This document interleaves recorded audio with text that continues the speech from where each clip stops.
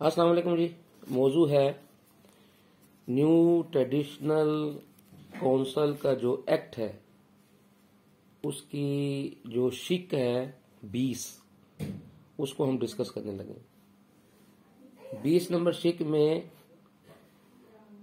ये जितने भी इंस्टीट्यूशंस होंगे, जितनी भी यूनिवर्सिटीज होंगी, जितने भी इदारे होंगे जो बेशक होम्योपैथी की तालीम दे रहे हैं, तिब की तालीम दे रहे हैं, रैकी की तालीम दे रहे हैं, स्पिरिचुअल साइंसेस की तालीम दे रहे हैं, हिप्नोसिस की तालीम दे रहे हैं, मड थेरापी है, मसाज थेरापी है, नेचुरोपैथी है, कायरो प्रैक्टिस है, जो भी ऑल्टरनेटिव तरीका इलाज है, कम्प्लीमेंट्री एंड ऑल्टरनेटिव तरीका इलाज, ये तकरीबन 28 से 30 तरीके इलाज हैं जिसको वर्ल्ड हेल्थ ऑर्गेनाइजेशन ने ये कहा है कि पूरी दुनिया में जो लोग हैं वो ये तरीके हैं जिनसे अपना इलाज करवा रहे हैं।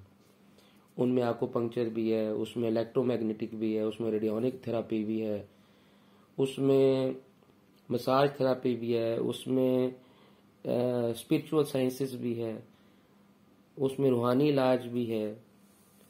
तो वो वर्ल्ड हेल्थ ऑर्गेनाइजेशन कहता है कि पूरी दुनिया में जितने भी लोग हैं वो इन 30 तरीका इलाज को ज्यादा इस्तेमाल कर रहे हैं। पहला तरीका तो जो उनका वो कहलाता है वो है एविडेंस बेस्ड मेडिसिन। तो एविडेंस बेस्ड मेडिसिन का दूसरा नाम है एलोपैथिक मेडिसिन। उसको वो कहते हैं कि ये रिकग्नाइज्ड है तरीका इलाज, यानी कि इसकी एविडेंस आ गई है सामने, ये तरीका इलाज तस्लीम शुदा है। बाकी जो तरीका इलाज है जिसमें होम्योपैथी भी शामिल है, जिसमें तिब भी शामिल है, यूनानी भी है, चाइनीज मेडिसिन भी है, आयुर्वेदिक भी है, ये तरीका इलाज के बारे में कहता है कि ये तरीका इलाज public of the world are using this method, but it doesn't mean that the World Health Organization is also recognizing all these 30 type of complementary and alternate medicine. The purpose is that these methods are in practice in the different regions of the world and the people are getting a benefit of these methods or technique. Whether these techniques or methods or therapies or the medicines are recognized or not recognized, it has no link with the WHO. ये तो पहली बात आपको मैंने बता दी। अच्छा, अब ये जो एक्ट बना है, नया एक्ट आ रहा है, उसमें 20 नंबर शिक में ये जो कम्प्लीमेंट्री ऑल्टरनेटिव मेडिसिन हैं इनके कॉलेजेस को रिकॉग्नाइज यानी कि रजिस्टर्ड करने का या एफिलिएशन देने का तरीकाकार लिखा गया है। और ये बहुत अहम है शिक। ये होम्योपैथिक कॉलेजेस के लिए भी जानना जरूरी है कि तकरीबन 140 कॉलेजेस हैं होम्योपैथिक के और तकरीबन 40 से 50 तिब के कॉलेज हैं। तो इनको ये जानना जरूरी है। ये तकरीबन 140 और 50 और बाकी यूनिवर्सिटी ये मिला के तकरीबन 200 इंस्टीट्यूट बनते हैं जो कि अनरिकग्नाइज्ड होने जा रहे हैं। ये दोबारा अपने आप को नए कानून के मुताबिक अपने आप को रजिस्टर्ड करेंगे नई काउंसिल में। ये सबसे बड़ी बात। Again listen, all these 200 homoeopathic और तिबिया colleges are institutes are the universities, these are going to be unrecognized under this act, and these colleges and the homeopathic or the tib colleges or other alternative form of institute, they will must get registration with the new council with the new laws. And what are those laws or the rules? These are laws have to be designed yet. ये भी बनने हैं। जो main law है जो act के अंदर आ रहा है वो मैं आपको बता देता हूँ, उसके मुताबिक क्या करना है। उसके आगे रूल्स बनने हैं। मसलन एक्ट में और रूल में आपको मैं डिफरेंस बता दूं, ये बहुत कम लोगों को पता है। एक्ट में आ गया कि होम्योपैथिक कॉलेजेस या तिबिया कॉलेजेस या आयुर्वेदिक कॉलेजेस या इलेक्ट्रोमैग्नेटिक टाइप कॉलेजेस या रेडियोनिक कॉलेजेस या एक्यूपंक्चर कॉलेजेस या ये सारे ऑल्टरनेटिव, ये तमाम कॉलेजेस अपने आप को रजिस्टर्ड करवाएंगे नए कानून एक्ट के मुताबिक, 20 नंबर कानून के मुताबिक। ये 20 नंबर है, ये 20 नंबर, ठीक हो गया जी, इसके मुताबिक करवाएंगे। अब आगे उस कॉलेज में कितने कमरे होंगे, उनका वेयर अबाउट क्या होगा, उनके अंदर कितनी फैकल्टी में कौन कौन से टीचर होंगे, उनके एक कमरे का जो मेजरमेंट है वो क्या होगी, ये रूल्स में आती है। यानी कॉलेज एफिलिएशन या रजिस्ट्रेशन करवाएगा काउंसिल के साथ, ये एक्ट में आ गया।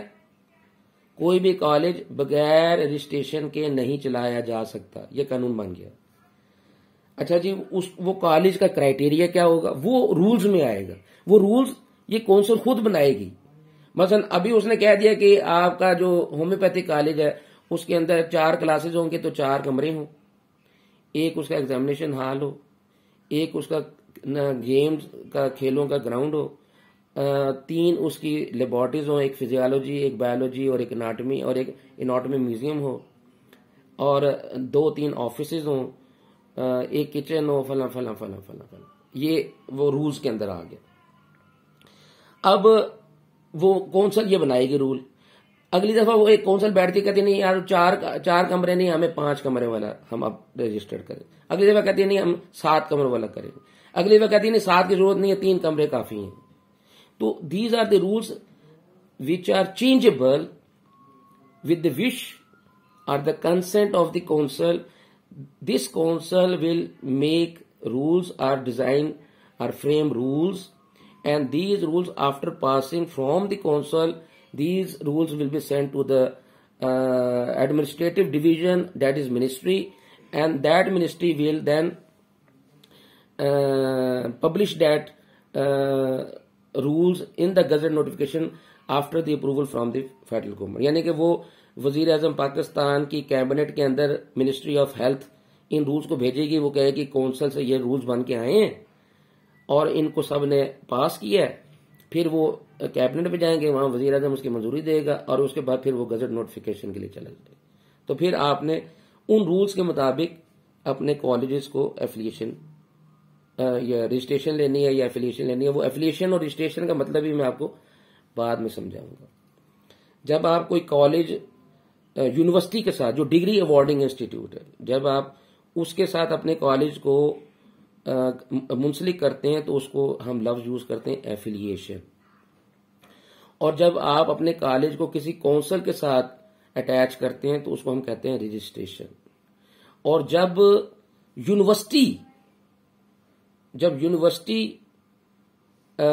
वो भी अपने काउंसिल के साथ अटैचमेंट करती है, वो भी अपने आप को एफिलिएशन करती है। लेकिन जब एक काउंसिल दूसरी किसी काउंसिल के साथ या किसी और इदारे के साथ मुंसलिक होती है तो उसको हम एक्रीडेशन कहते हैं। ये डिफरेंस है, रजिस्ट्रेशन, एफिलिएशन और एक्रीडिएशन, इनमें ये डिफरेंस है कि जब काउंसिल टू काउंसिल, मसलन आप यूं समझ लें कि हायर एजुकेशन कमीशन के साथ जो है वो कोई काउंसिल जो है वो आपकी होम्योपैथिक काउंसिल है, वो आपकी नर्सिंग काउंसिल के साथ कोई किसी बात में मुआहदा करती है, कोई एजुकेशन के ऊपर अपने आपस में चलना चाहते हैं। एक ही कोई ऐसा सब्जेक्ट है जिसके ऊपर दोनों काउंसिल जो है वो एक ही कोर्स डिजाइन करना चाह रही हैं या एक ही सर्टिफिकेट डिजाइन करना चाह रही हैं, तो फिर वो दोनों काउंसिल आपस में क्या करेंगी, एक दूसरे को एक्रीडिएशन मुहैया करेंगे, एक दूसरे के साथ एक्रीडेट होंगी। ये है एक्रीडिएशन। रजिस्ट्रेशन क्या है, जब होम्योपैथिक कॉलेज किसी काउंसिल के साथ अपने आप को मुंसलिक करेगा, ये रजिस्ट्रेशन है। और जब वही होम्योपैथिक कॉलेज किसी यूनिवर्सिटी के साथ अपने आप को करेगा तो उसको हम इल्हाक कहते हैं, उसको हम एफिलिएशन कहते हैं। तो ये डिफरेंस है। अब इस एक्ट में जिसने ये लिखा है उसको इन तीनों चीजों का फर्क का पता नहीं है। अब इस एक्ट के तहत मैंने आपको पहली बात बताई कि कोई भी होम्योपैथिक कॉलेज या तिबिया कॉलेज या कोई भी दीगर किसी तरीका इलाज की, 30 तरीका इलाज मैं आपको पहले बता चुका हूं।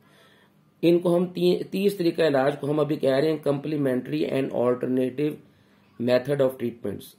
इन 30 तरीका इलाज में से कोई भी कॉलेज वो इस काउंसिल के तहत अपने आप को रजिस्टर्ड करेगा, उसकी पुरानी रजिस्ट्रेशन पिछली काउंसिल के साथ खत्म। तो एक तो पहला इस बात को समझना जरूरी है। ये नुकसान हो गया ना आपका पहला, कि कोई भी होम्योपैथिक कॉलेज रजिस्टर्ड नहीं रहेगा, उसको नए तरीके से काउंसिल के साथ अपने आप को रजिस्ट्रेशन करानी पड़ेगी। एक नुकसान तो ये हुआ। दूसरा नुकसान क्या हो रहा है कि ये जो रूल्स बनेंगे वो पता नहीं कौन से बनते हैं। अभी तक जो रूल्स बने वो तो आपको पता है कि इतनी यार्ड स्टिक होगी, इसमें इतनी माइक्रोस्कोपी होंगी, इतने ह्यूमन मॉडल होंगे, टॉर्सो जिसको कहते हैं, ह्यूमन टॉर्सो मॉडल कहते हैं, वो कितने होंगे। अच्छा जी, इतने जो केमिकल्स होंगे, इतने मॉडल्स होंगे, वो तो उन्हें रूल्स में लिखा हुआ है। नई रूल्स क्या बनाते हैं ये अभी आपको नहीं पता। तो ये दूसरा नुकसान। अब तीसरा नुकसान जो सबसे बड़ा है, जिसमें अभी ये जो लोग वीलॉग कर रहे हैं, और जी मैं फला वीलॉग कर रहा हूं और इसमें बड़ा ये फायदा हो जाएगा, ये हो जाएगा, वो हो जाएगा। एक लफ्ज भी इनको नहीं आता इस एक्ट का, ना इन्होंने एक्ट कभी बनाया है और ना इनको तर्जमा करना आता। वो किसी ने कहा था ना मजाक, ना इनको पढ़ना आता है और ना ये पढ़ने की कोशिश करते, और बात सही है। अच्छा जी, तो इसमें ये लिखा हुआ है, तीसरी बात ये लिखी हुई है कि आपका कॉलेज जिस सब्जेक्ट को पढ़ाना चाहता है, मैंने बताया 30 तरीका इलाज है, तो 30 तरीका इलाज में एक ही इंस्टीट्यूट आप 30 अलग-अलग एप्लीकेशन दे सकते हैं। एक ही इंस्टीट्यूट में 30 तरीके से आप पढ़ा सकते हैं, लेकिन 30 के 30 को अलग-अलग उनके रूल्स होंगे, अलग-अलग उनकी डिमांड होगी, अलग-अलग उनकी यार्डस्टिक होगी। आप उसको पूरा कर लें। मसलन आप एक होम्योपैथिक कॉलेज है, वो कहता है जी मैं होम्योपैथी भी करवानी है, तो होम्योपैथी की यार्डस्टिक पूरी करेगा। फिर वो कहता है मैं 2 साल का मैं इलेक्ट्रो होम्योपैथी भी करवाना चाहता हूं, तो वो अलग कमरे शो कराएगा। अब एक कमरे में क्लास हो रही होगी होम्योपैथी की, उसी वक्त इलेक्ट्रो होम्योपैथी की तो नहीं हो सकती। वो कहेगा उसी इंस्टीट्यूट में आप 2 कमरे और दिखा दें, वो 2 साल का कोर्स है, आप हमें 2 कमरे और दिखा दें।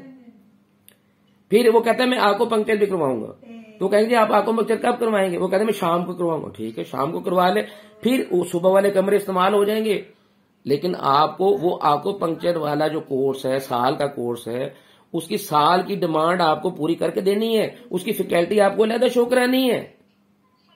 इंस्टीट्यूट बेशक एक ही होगा, उसकी फीस भी आपने अलग देनी है, आंखों पंक्चर की, इलेक्ट्रो होम्योपैथिक की, तिबिया की, होम्योपैथिक की, कायरोप्रैक्टिस की, हिप्नोसिस की, मैग्नेटोथेरापी की, जो भी आपने सर्टिफिकेट चलाना है, हर सर्टिफिकेट की आपको अलग फीस देनी पड़ेगी, और उसकी अलग आपने जो उसके रूल्स होंगे, उसके रिकॉग्निशन के, उसके रजिस्ट्रेशन के, वो सारे आपको बताने पड़ेंगे, वो आपको देने पड़ेंगे, प्रोवाइड करने पड़ेंगे।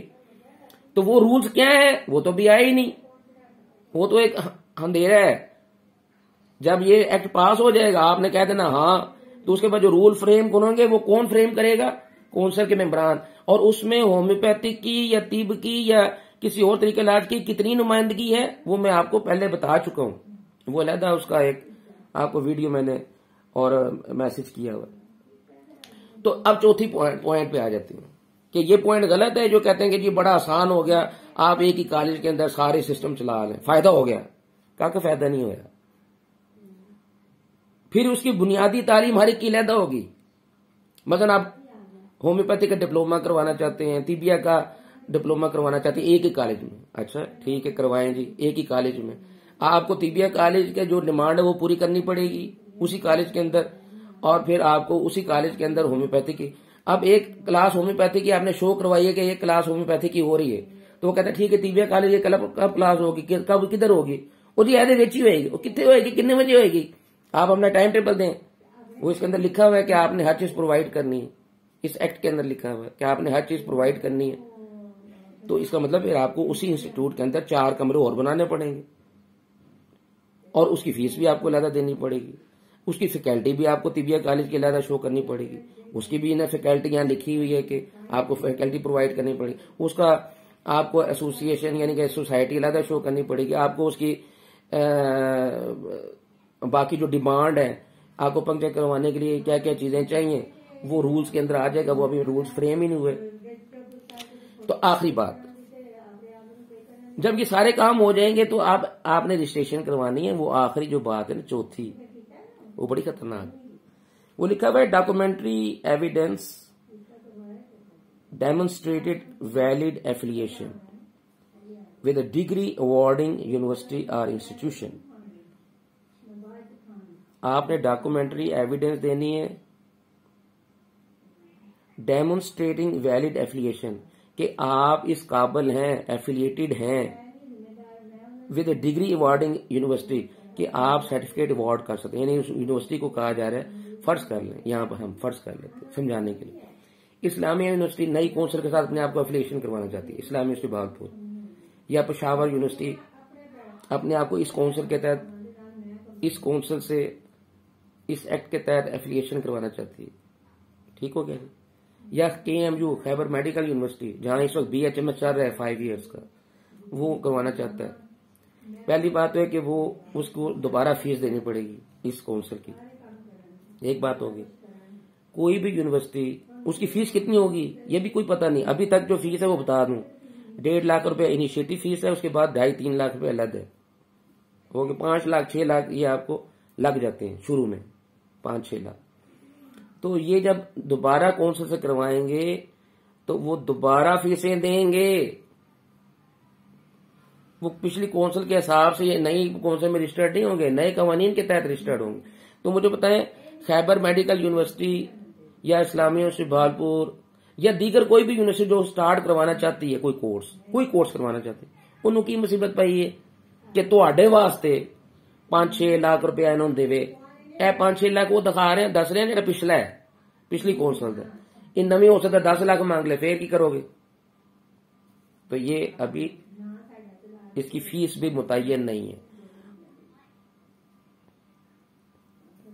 Adhering to the guidelines set forth by the Higher Education commission.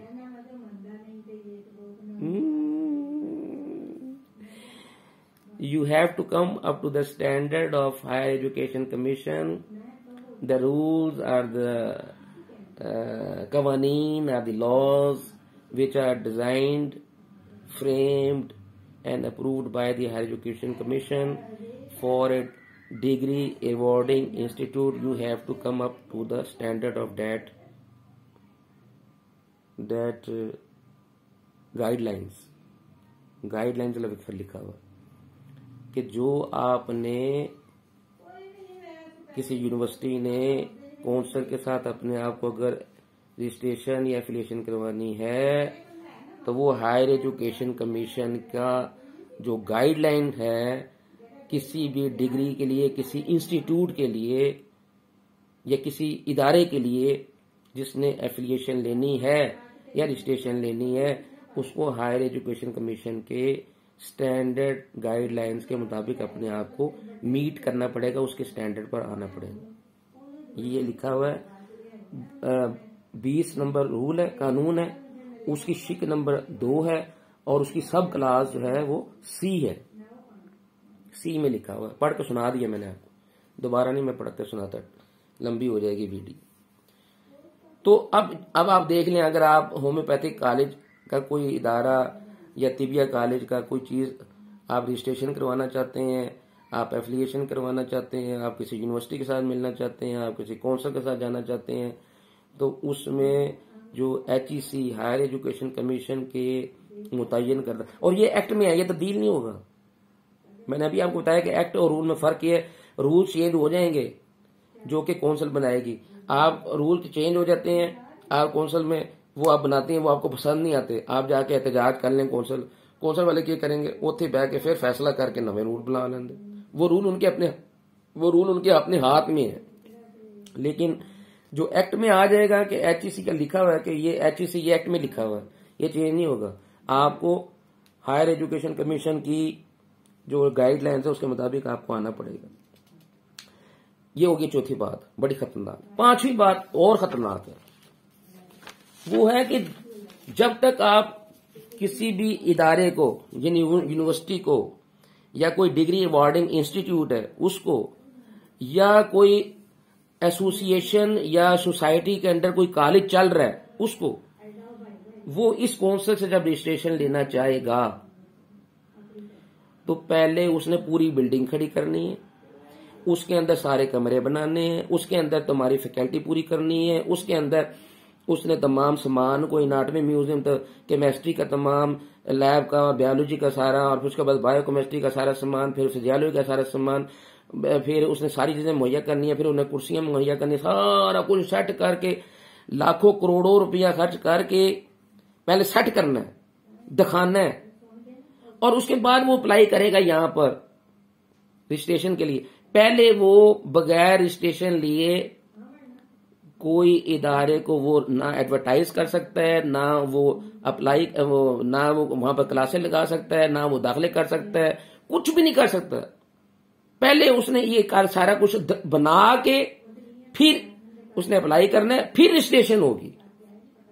ये पांचवा पॉइंट बता रहा, बड़ा ही खतरनाक।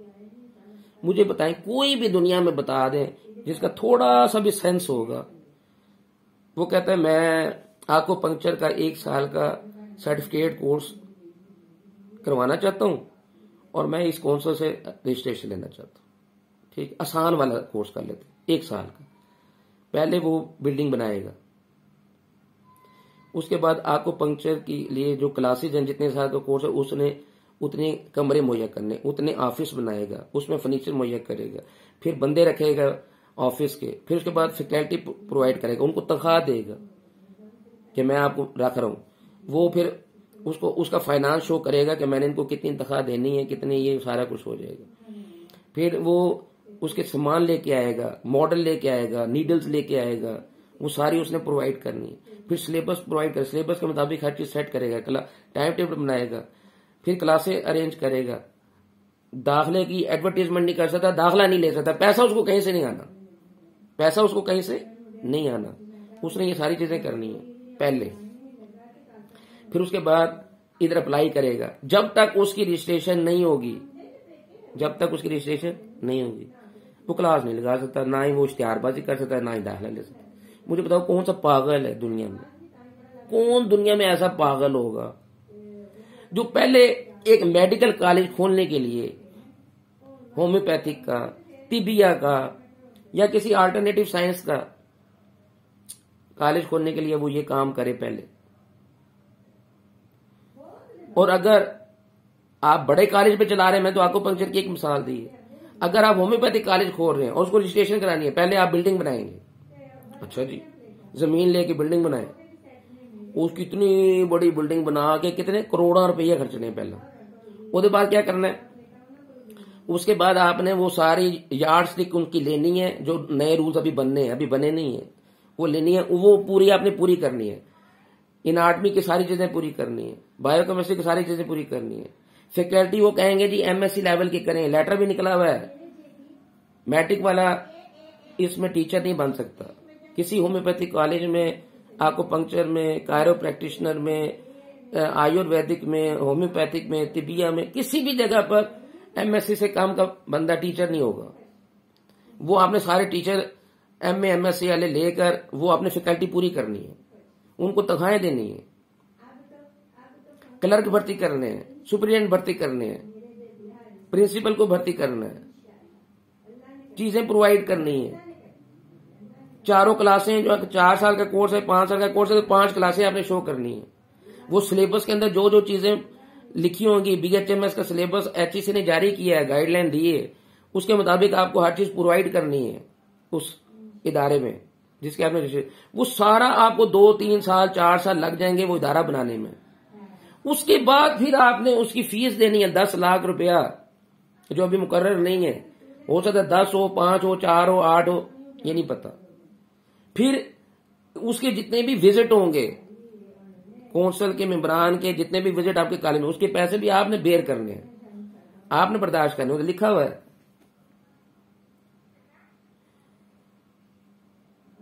2 council members with all associated cost to be borne by the applicant.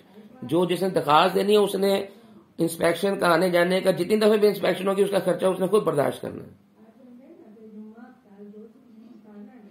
उसके बाद भी उसकी रजिस्ट्रेशन हो या ना हो ये अल्लाह ही बेहतर जानता है। तो मुझे बताओ, आप लोग सारे होम्योपैथिक कॉलेजेस वाले या तिबिया कॉलेजेस वाले, जिसने नया तिबिया कॉलेज खोलना है, जिसने होम्योपैथिक कॉलेज नया खोलना है, वो कहां से ये चीजें पहले सारी बनाएगा? उसको काले कुत्ते ने काटा है कि वो सारी पहले चीजें करे और उसके बाद फिर वो अप्लाई करे। ऐसा दुनिया में कहीं नहीं होता, ये गलत लिखा हुआ। होता ये है कि यूनिवर्सिटी ऐसे होम्योपैथिक ऐसे कॉलेज को एफिलिएशन देती है, यूनिवर्सिटी ऐसे कॉलेज को एफिलिएशन देती है जो ऑलरेडी दाखिले लेकर क्लास चला रहा हो, बीएचएमएस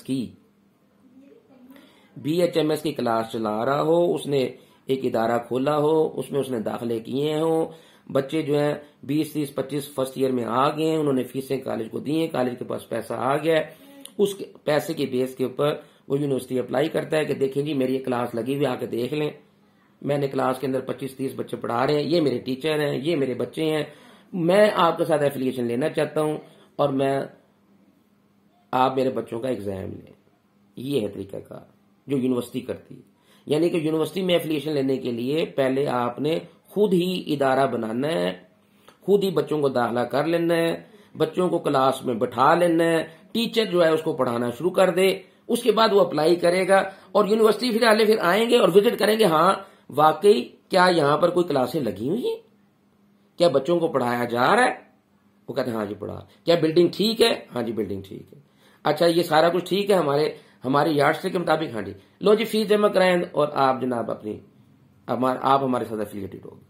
ये थोड़ी होता है कि आप जमीन सफा चट ग्राउंड से जमीन से आप एक बिल्डिंग पहले खड़ी करें जी, आपके तो हमने एफिलिएशन रजिस्ट्रेशन नहीं करना जब तक आप खड़ी नहीं करेंगे। वो खड़ी उसने कर ली 5 करोड़ रुपया लगा के, उसके बाद उसने फैकल्टी प्रोवाइड करे, हम आपको रजिस्ट्रेशन करेंगे, पहले फैकल्टी दिखाएं। वो फैकल्टी लेके आएगा 20-25 बंदों की, उनको तनख्वाहें देगा, खाम खा के अपनी तरफ से अपने पल्ले से देगा। अभी बच्चा कोई दाखिल नहीं हुआ, बच्चा आप दाखिल ही नहीं कर सकते, आप उसकी इश्तिहारबाजी नहीं कर सकते। अगर आप इश्तिहारबाजी करेंगे तो इसमें बड़ी सख्त किस्म की वार्निंग लिखी हुई है। तो ये चीजें हैं। आपका कोई होम्योपैथिक कॉलेज, कोई तिबिया कॉलेज इस काउंसिल के नए एक्ट के मुताबिक रजिस्टर्ड नहीं हो सकता। चल गल मुकाई, क्लियर होगी बात? वड्डे तुसी 20 लाख करने वाले इसको पढ़ा है नहीं है, एवं खाम का लोग करें बड़ा फायदा है, तो बड़ा फायदा है, ये बड़ा फायदा हो गया तो तुसी जेड़े मर्जी कोर्स चलाओ। फैकल्टी कौन पूरी करेगा? The faculty should be registered. अभी रजिस्ट्रेशन का आपको नहीं पता कि रजिस्ट्रेशन क्या होती है, फैकल्टी की रजिस्ट्रेशन क्या होती है। ये व्लॉगर को कह रहा हूं, ये जो व्लॉगर हैं सारे वीडियो बना के ऊपर चढ़ाए जा रहे। ये होता है कि पहले आप इस काउंसिल में अपने आप को जो टीचर का क्राइटेरिया वो मुतय्यन करेंगे, अभी किया नहीं है।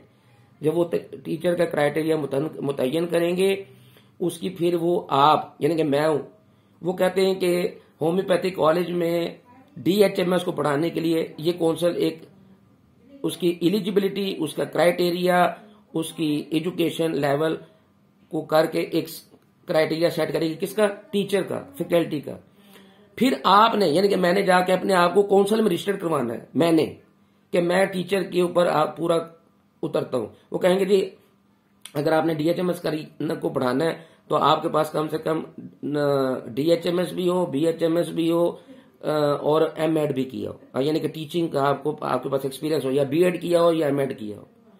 फर्ज कर लें कि ये 3 सब्जेक्ट वो उस पर रख देती है, डीएचएमएस भी हो, बीएचएमएस भी हो और साथ वो टीचर भी हो, एमएड उसने किया हो या बीएड किया हो। ठीक है।